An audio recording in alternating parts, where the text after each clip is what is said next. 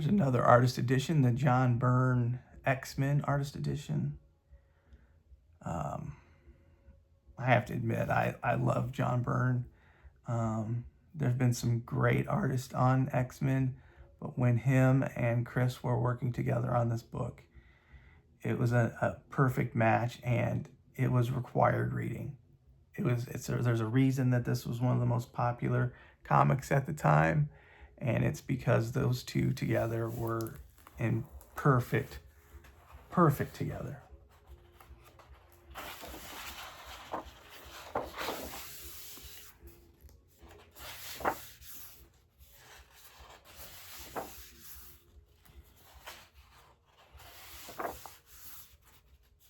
Oh, the old Emkron crystal. Wolverine in the Fang costume.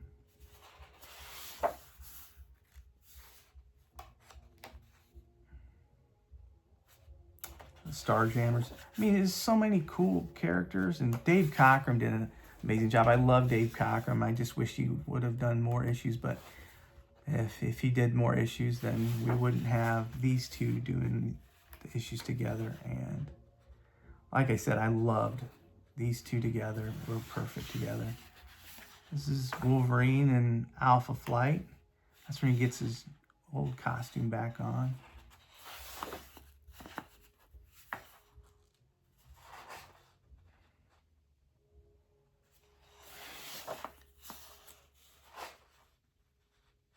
I like the old, you know, the new team they introduced in it, but then this old, bringing back the old members of the X-Men, like the Beast. And this is when the Ringmaster, or Mesmero, captured him. Yeah, right at the very top. Had him working in the circus. And then, of course, bringing back Magneto and Nanny. I mean, there's just so many cool moments in this. Being in the Savage Land, Carl Lycos, Sauron. And this double page spread is just fantastic. It was just so exciting. Every issue was so exciting. You just couldn't wait to read the next one, and the next one, and the next one. And this really made me try to go back and get as many old X-Men issues as I could. It's one of the few series that I have almost complete.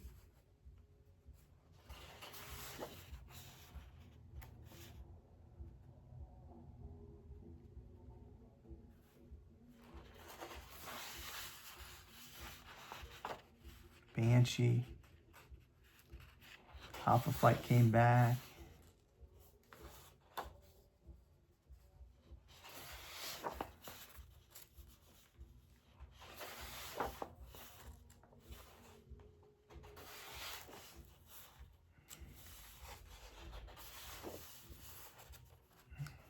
Look at that. Colored from Arcade. I always thought Arcade was kind of a goof. There's John Byrne drawing Spider-Man. An Arcade, getting stuck in Murder World.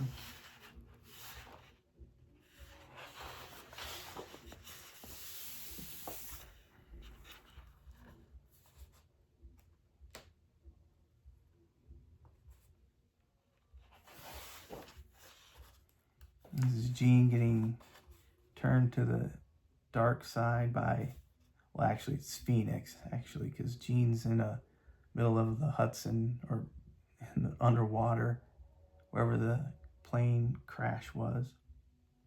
Jason Wingard, mastermind, trying to coerce her into being joining the Hellfire Club.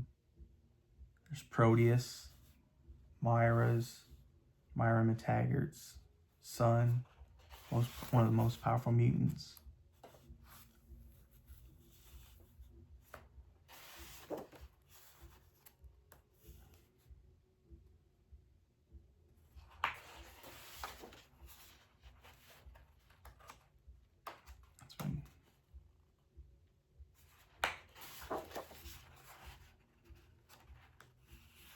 That is one thing about the X-Men during this run. It's very wordy. It's not like the comics books now where everything's so compressed, decompressed. You just this isn't a read that's going to take a couple minutes and you're done. This is going to take you a while to finish an issue, every issue. But like I said, it was must read. Must read.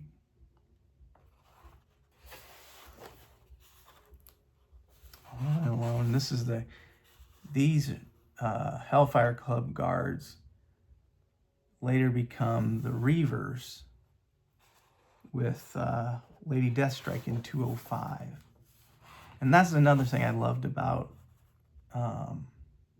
Chris Claremont's writing is he would keep these storylines running and you wouldn't pay off for years afterwards sometimes.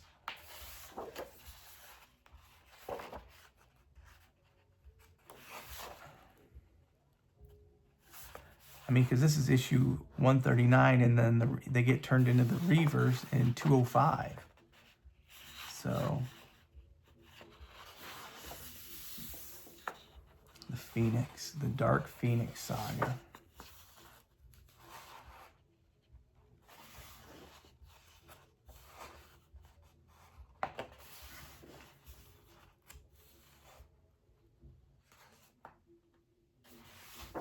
This is just such a great read. And everybody knows that, you know, Jim Shooter didn't like the ending, original ending, so he had him redo it. Because originally she was, I guess I'll wait until that panel comes up. That's Havoc.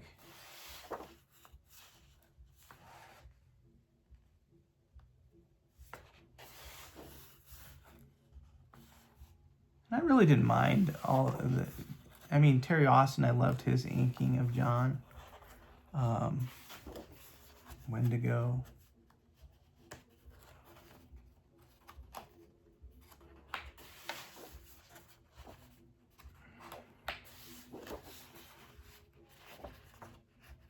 Shaman and Alpha Flight. Days of the Future Past.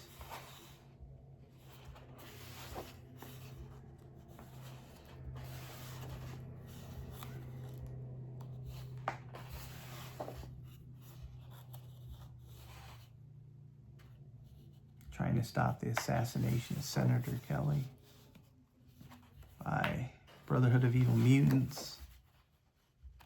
Stop that future from happening. I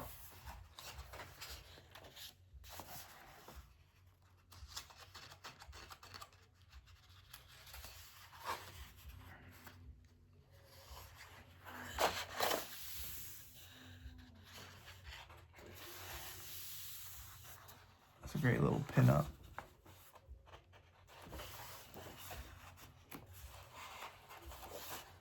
The letterbox on the top. Pencils. He's a very, very sharp penciler. He's very detailed in his pencils. You can go straight from the ink if you really wanted to, but this is the pages from the Phoenix storyline where in the original ending, she wasn't going to die. They're just going to strip her powers away, so she was just a normal human. But Jim didn't think that was fit punishment for the crime that she killed that whole planet. These covers are just cool. I like the color on that cover. I like the color on almost all of these, but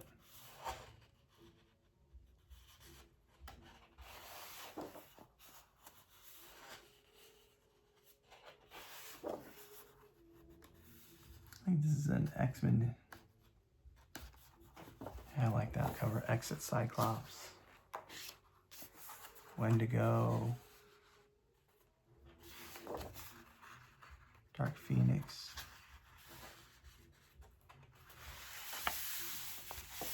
Yeah, just a great book with great art. One of the greatest.